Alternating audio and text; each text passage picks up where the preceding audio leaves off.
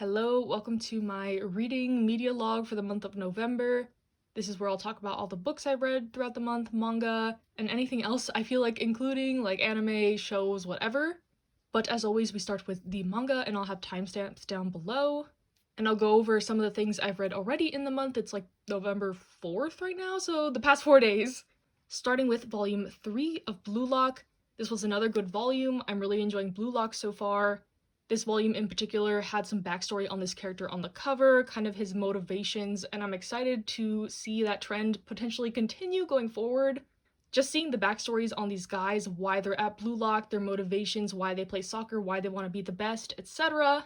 Because I think that definitely enhances a story when you can be connected to the characters and know kind of why are they here, why are they doing what they're doing.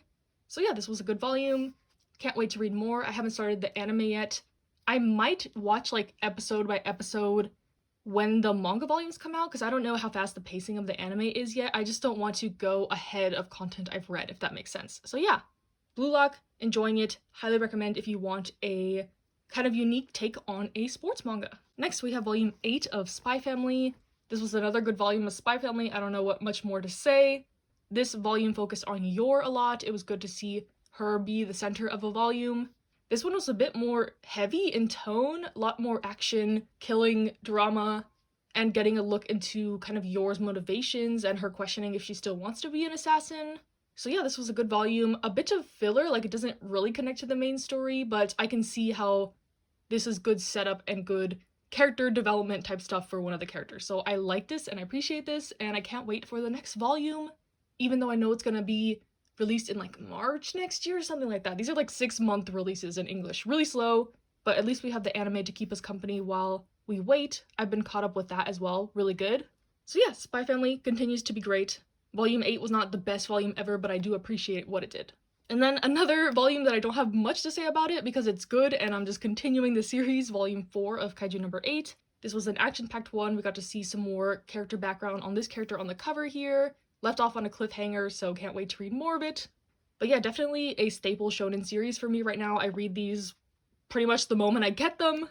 I honestly should just keep up on Shonen Jump app. I don't know why I wait for the volumes for this and Spy Family, but that's just the way I am. And I can't wait to continue, like I said. And then lastly for this week, I read Look Back by Tatsuki Fujimoto, which is a one-shot by the creator of Chainsaw Man. And for this one, people told me I needed to be emotionally prepared to read this. So I was like, okay, I'm finally ready to read it. I'm prepared to be sad, heartbroken, whatever. And to be honest, this didn't hit that hard for me. I think because I went into it with really high expectations, I was kind of underwhelmed. Not to say this was bad, but I just wasn't like struck in the feels. I wasn't tearing up or anything. It was bittersweet, but I was expecting to be like an emotional wreck after this type vibe. I will say the art is gorgeous. The story is cute. I give this like a 7.5 out of 10. I kind of wish I just read this on Shonen Jump app instead of buying this, but I'm not mad. I don't regret reading it. Ooh, that's kind of a theme in this, regret. But basically this is about 2 girls in middle school trying to become mangakas, and that's all I'll say so I don't spoil more since it is just a one-shot. But yeah, I like this, but I think I had too high of expectations for it, and maybe that's why I didn't enjoy it as much as other people. So yeah, that is what I've read in these past 4 days, and I'll be back once I read more.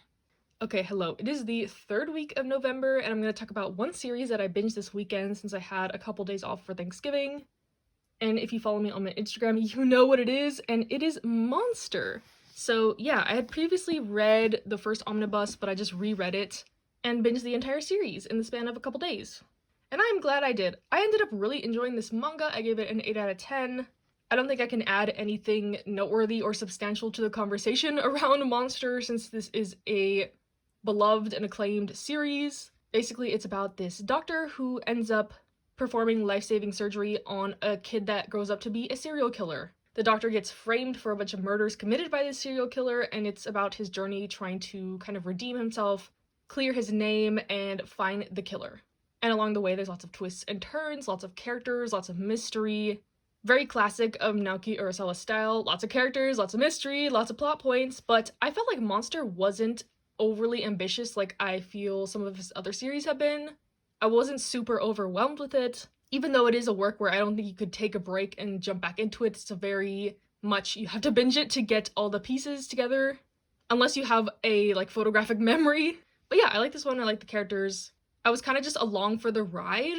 I feel like the objective wasn't really clear in this. The villain was kind of vague. Everything was a little bit ambiguous in this, including the ending, and I didn't really mind the ending. I know a lot of people hate it, but because this whole manga was kind of like mysterious, I wasn't bothered by the ending also being mysterious. I'm trying not to spoil anything, but yeah, I feel like if you just go into this going along with the ride, you'll really enjoy it. If you try to like hyperanalyze and find all the plot holes and all this and this and this, it's gonna diminish your enjoyment. So yeah, if you want a perfect mystery series, I wouldn't recommend this. But if you just want something fun and engaging and gripping, I would. And I'm glad I read this. Of Naoki Urasawa's works, this definitely ranks below 20th Century Boys, but above Pluto for sure. I did not like Pluto almost at all. And I dropped Asadora after like the first volume. So yeah, glad I read this. Been in my collection for a while. It took me a long time to collect this, and then it just kind of sat there. And with the encouragement of y'all, I finally got into it, and I'm really glad that I did. Hello, it is the end of the month, and I'll go over all the rest of the stuff I have read. Starting with a chunk of volume 1s that I included in my volume 1 try vlog, so if you want my in-depth thoughts on these, go check out that video. I'm just gonna rapid fire through them. Here, this one was okay. I don't think I'll be continuing. It's a fantasy series by the author of Spirit Circle. Just wasn't gripped very much from the first volume. Apothecary Diaries, I also thought this one was okay. I have another volume to try, so I'm willing to try it. I just also wasn't really hooked on this one. I like the setting and I like some of the ideas, but not so much the episodic nature of the series. Blue Giant, this one was pretty good. Pretty relatable since I do play the tenor sax. We'll be continuing this one. Seraph of the End, this first volume was kind of chaotic, a lot going on, but hopefully the pacing gets better. I will continue with this one as well. This one I thought was pretty boring. It's supposed to be like a delinquent ex-good girl type trope, which I love, but it was a little too fluffy, not much substance. We'll probably buy if I see this on sale or something, but not running to pick up the next volume. Golden Kamuy, the more I think about it, the more I like this first volume. We'll definitely be continuing with this one. A action seinen kind of adventure story so far. And then Barakamon was probably the best thing I read in that video. I own the whole series anyway, so I will be continuing to read, and I love the anime for this one. So yeah, those are the volume 1s I still have not continued that were featured in this video, and then I'll go over some more that I ended up reading more volumes of after the fact. So of that bunch, I did continue Shortcake Cake. I read up to volume 3. This first volume was good. It was a good setup to a shoujo series about this girl who moves into this boarding house to be closer to her school. It's very obvious there's going to be a love triangle between two of the guys also in the boarding house. And up through volume 3, I think the series is cute, but I feel it's kind of confused in the direction it wants to go in. I'm not sure if I'm the only one who feels this way, but it feels a little disjointed. I think it's trying to make it seem like, oh, who is she gonna pick? Who is she gonna pick between the two guys? But it just feels very kind of abrupt, switching between the two. And the story is a little bit boring as well from the first 3 volumes, so I'm kind of sad because I do have the rest of them. I think I'll pick these up like whenever I'm in the mood for like a shoujo quiet romance like this. But also from the comments on my volume 1 video, a lot of people don't like this series due to like the lack of romance, I guess, and not really liking the main character. So we'll see how I continue to feel about this. But so far, I think this is okay. Hopefully it finds its way later into the series, but for now, I liked it. I will continue, but I'm not like super eager to read the rest. It's no A Sign of Affection, that's for sure, by the same author. And then lastly for this month, I continued Twin Star Exorcists up to volume 3 as well. So this one was one of the standouts from that volume 1 video for sure. I don't hear a lot of people talking about this, but the few people that do really hype it up, and those are people whose opinions I trust, like Blue Tempest, so I'm glad this continued to be a hit. It gets better and better in my opinion from these first 3 volumes. It's about this kid who was an exorcist, but then a traumatic event happened where he kind of quit being an exorcist, and later in life is kind of called to action. He's prophesized to be this thing called a twin star exorcist, and is automatically kind of engaged to this other girl because their child is going to be the chosen one. So the setup is a little weird. I was not expecting a kind of arranged marriage situation from this. I thought they were actual siblings from the title. But so far, it's really good. Action, the art is great. I like the dynamics between the characters. A lot of, like, family aspects, surprisingly, which I like to see. Like, this is a father and daughter duo. Very emotional as well in, like, even these first 3 volumes. So I have high hopes for the rest of this. Really good start. The only thing that's kind of about it is like their mentor teacher guy is really obsessed with them conceiving a child because it's part of the prophecy, but they're only like 14. So just ignore kind of like the pervy uncle character, and I think you'll enjoy this even more. So yeah, that is all the manga I've read in November. Not as much as I was hoping. I'm just gonna stop saying, oh, I'm gonna read so much this month, etc. because that's not a healthy mindset. But you know, it's okay. I got some good quality reading done this month, I think. And we'll see what I get to in the next month, and then moving on to the next segment, which is books, because I did read some books this month as well. Hello, welcome to the next segment of this video, and we're going to be going over the books I've read in November so far. It is about the middle of November, and I've read 2 books, starting with my first one, The Vanishing Half by Britt Bennett. As you can see, I bought this for pretty cheap, but the contents inside this are definitely not cheap. I ended up really enjoying this book. Truthfully, it's been a while since I finished this, so I might be a little rusty on my synopsis / delivery of this little review, but this story follows 2 twins who are kind of separated in their teenage years, and how their 2 stories kind of connect back later in life through their children. So yeah, I found this book really interesting, really intriguing, especially after the first 100 pages. I will say they were super, super slow, but then it picks up and is full steam ahead. I think it took me a week to read the first 100 pages, and then once I got over that hump, I just devoured the rest in a day. It needed a lot of setup for you to get that invested, I would say, in the later part of the book. And to elaborate on the synopsis of this a little bit, it's very much about identity, with triggers for racism, colorism, domestic abuse, products of the historical period that this is set in. But I'm not Black or trans, so I can't really speak on the experiences of the characters in this. But from an outsider looking in, I thought this was a really good book. Let me know if you can offer a different perspective on this, but I really liked it, thought it was insightful, and I'm glad I read it. Definitely staying in my collection. Next, I read Malibu Rising by Taylor Jenkins Reid. I liked 7 Husbands of Evelyn Hugo, so I'm kind of just getting through her catalog. I also own Daisy Jones and the Six and one of her other titles, but Malibu Rising was calling my name. And overall, I like this book. I would give it a 3.5 out of 5 stars. It's about these 4 siblings who live in Malibu, and their father is a famous singer who kind of went out on them, so the siblings have had to be very self-reliant. And it's kind of just about their family drama coming to a head at this big party that they're throwing, where things get a little crazy, a little messy, a little spicy, a little steamy. And that's what I liked about this book a lot, the kind of interpersonal conflicts. But I will say that kind of messiness and drama didn't come in until the last fourth of the book, so it was a lot of setup, a lot of kind of backstory that, in my opinion, didn't pay off super well. A bit underwhelming is what I'll say, especially the ending. It was oh, okay, this is happening. But I'm also not a huge fan of books or manga or whatever that take place in the span of a day. This whole book is just one day with flashbacks to the past to give context. So the chapters are 6 a.m., 7 a.m., 10 a.m., noon, 1, 2, each chapter is a time in the day.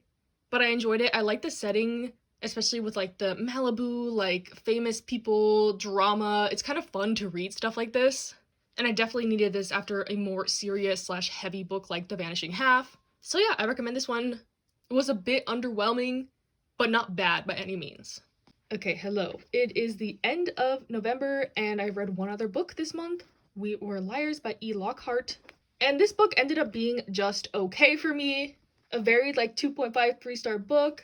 Apparently, this is supposed to be a psychological thriller mystery. I was not aware of that until I got 2/3 into the book, and I read this insert part about all these reviews, and it was stunning twist. Oh my gosh.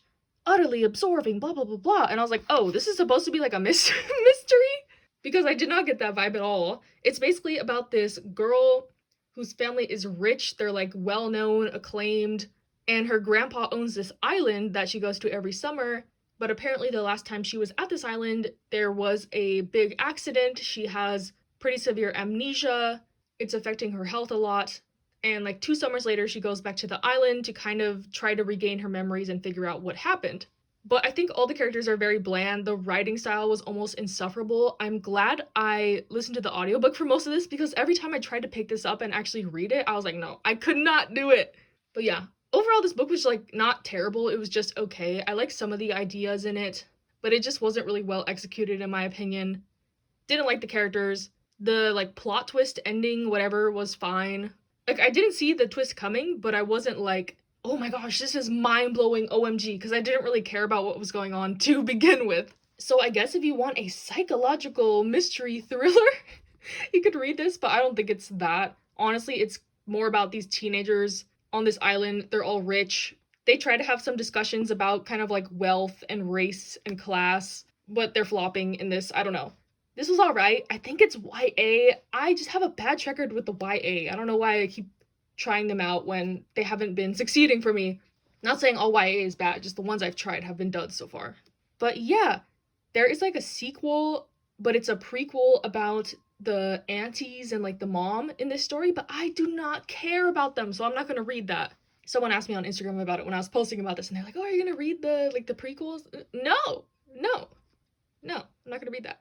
So yeah, that is all the books I read this month, and kind of the end of this video. I did watch some shows this month, like Drag Race UK, of course. I'm watching Canada versus the World. And then I randomly watched all of Manifest on Netflix because the new season came out and I thought it was like a new show. I'm very easily persuaded to start stuff if they're on like the Netflix homepage. But I ended up watching all 4 seasons. I didn't know it was 4 seasons long, and that show is so not good. The acting is not good. The color palette makes it seem so old even though it's not. But it was like candy, just like watching the episodes. And that's what I was doing like the whole beginning of the month, which is why I didn't end up reading that much manga or books. But yeah, it's kind of funny. It's about like this group of people who are on this plane, and the plane magically disappeared for 5 years. They come back suddenly, and their world has definitely changed. Like their family has moved on, they've grieved, they thought they were all dead. And there's lots of like plot holes and trying to be this thriller mystery, and it's just kind of funny to watch, and I like it. So yeah, that's what I've been up to this month. Manga, books, shows, whatever. Hope you enjoyed. Stay safe, stay happy, stay healthy, and I'll see you next month.